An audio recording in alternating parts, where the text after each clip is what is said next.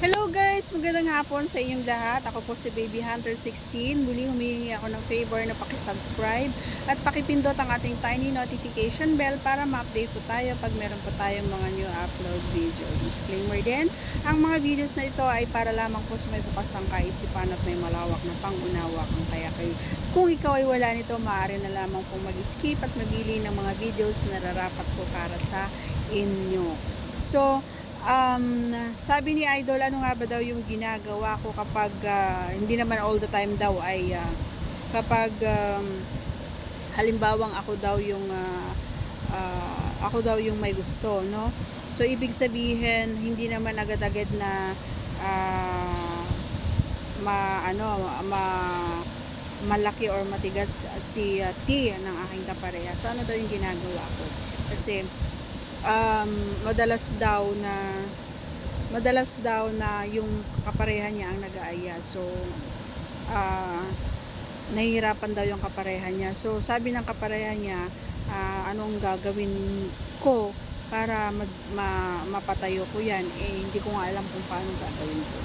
So yan, i-share ko ang aking ginagawa, no, pare ko. Sana na nanonood ka ngayon at sana ay marinig mo or mapakinggan mo ang aking i-share at ituturo sa iyo, lalong-lalo na sa kapareha mo, no. Hello Maricoy, kamusta ka?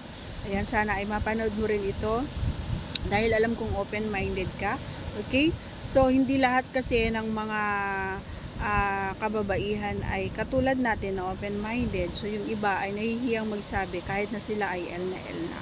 Nahihiya sila na magsabi na sige naman na, mag-SEX naman na tayo.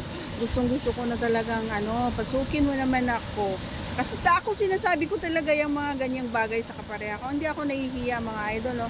Sinasabi ko talaga, uy, ano naman tayo, ganun. Talagang brutal talaga na sinasabi ko. Hindi ako nahihiya kasi nga ako lang din naman ang mahihirapan. So sumasakit ang ulo ko kapag hindi napapasukan si P. So, kailangan makapasok si T kay P para mawala yung sakit ng ulo ko or yung lungkot ko or yung lumbay ko. So, ang ginagawa ko madalas, pare ko, ay syempre kailangan sinasabihan ko yung kapareha ko na hugasan niya muna, ganyan, linisin niya muna or maligo muna siya. And then, kapag okay naman na and basta kapag sinabi ko sa kapareha ko kasi nahugasan mo yan bago matulog, ay alam niya na yon, alam niya na may gagawin na ako. Pero once na, at saka kahit di ko naman sabihin, mabango naman yon. At saka mahilig talaga siyang maligo, ganyan. Mahilig siyang maghugas. So kahit hindi ko sabihin, kaya kahit biglaan mga idol, yung ganap na ginagawa ko, hindi ako magdadalawang isip talaga na gawin yon. So makinig ka, pare ko. Ang madalas na ginagawa ko kapag gusto ko at nahihirapan na mabuhay or bigla ang ganap na ako yung nag-aya is subo muna ng mga siguro mga 20 or 30 minutes, ganyan, hanggang sa sure na ako na talaga namang matagal na yung alam mo yon, hindi ko siya titigilan hanggat wala akong nakikita na merong medyo konting katas, kumbaga doon sa ulo or doon sa pinakadulo. Hindi ako titigil, mga idol. Hindi ko tinitigilan yan na talagang yung gusto ko yung may malasahan pati ako. Yun yung mga gusto ko. So hindi ako titigil sa pagkain or pagsubo doon kay T hanggang sa alam ko na syempre habang ginagawa ko naman yun sa kanya ay kinukuha ko naman yung kanyang kamay. Akala ko may tao. Kinukuha ko yung kamay, or kung hindi man, pag ginagawa ko na yun sa kanya, syempre maiinganyo na rin kasi yung kapareha ko kapag ginagawa ko yun sa kanya. So ang ginagawa niya na para matulungan din niya ako at makahabol ako kumbaga kung gaano kasarap yung ginagawa ko sa kanya is hinahawakan niya na rin yung ating hinahawakan niya rin, para may tao ko sa likuran ko, guys. Hinahawakan niya rin yung aking P at nilalaro niya rin yung aking TINGGIL. So normal sa amin na yung ganap na yon. At kapag may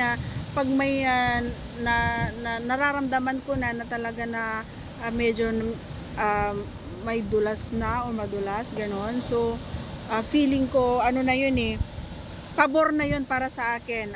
Hindi lang naman kasi minsan basta laro yung ginagawa doon sa Pino mga paro. Kailangan may gentleness, yung soft, ganyan, or kung kaya mo naman na magkanuhan kayo, yung baliktaran na sinasabi nila is 8-8 na sinasabi nila, so mas maigi. Pero para sa akin kasi syempre hindi naman nakapaghanda yung aking kapareha at gusto ko lang siyang mapasaya at gusto ko lang makatapos ako or makaraos ako at maabot ko yung gusto ko na yung tagumpay. Is ganun ang ginagawa ko, pare ko. Ayan, kung nanonood yung kapareha mo, pwede niyang gawin yon, yung hayaan niya muna, wag patagalin niya muna yung pagsubo doon kay T bago siya pumunta sa ibabaw mo, kung gusto niya yung kung siya yung magtatrabaho kasi ako kapag ganun ang siste, kung ganun ang rotation ko kasi obligado na ako yung magtatrabaho, hindi siya. Ang gagawin niya lang yung mga gusto ko lang na nilalaro niya, dun lang siya nakafocus. Wala siyang gagawing iba, hindi siya yung kakad YOT, hindi siya yung baba YO, hindi siya yon. Ako lang yung gagalaw, ako yung magpapagod kasi gusto ko, pagod ako, gusto ko yung ganyan pinagpapawisan ako bago ako makaraos or malakas. Yun lang yung ginagawa kong wala namang big deal kumbaga yung ganun, pero bibihira talaga yung mga babaeng nakakapagpatigas or nakakapagpatayo ng tea kapag yung lalaki is hindi handa at wala sa loob niya, or alam mo yun, hindi naman not all the time naman it is tag L yung lalaki, no? Hindi naman lahat ng mga kapareha natin hindi naman laging L. So hindi, lalong-lalo na kapag sila ay pagod, no choice sila kundi pagbigyan lang din tayo mga girls, gawa nga na syempre ayaw nila na mapahiya tayo. So pasalamat din ako sa kapareha natin dahil hindi niya ako pinapahiya kasi alam niya talaga na ma-L LIBOG tayo. So thanks to you thanks to you okay, so yun lang, pare ko, sana ay may apply nyo sa inyo.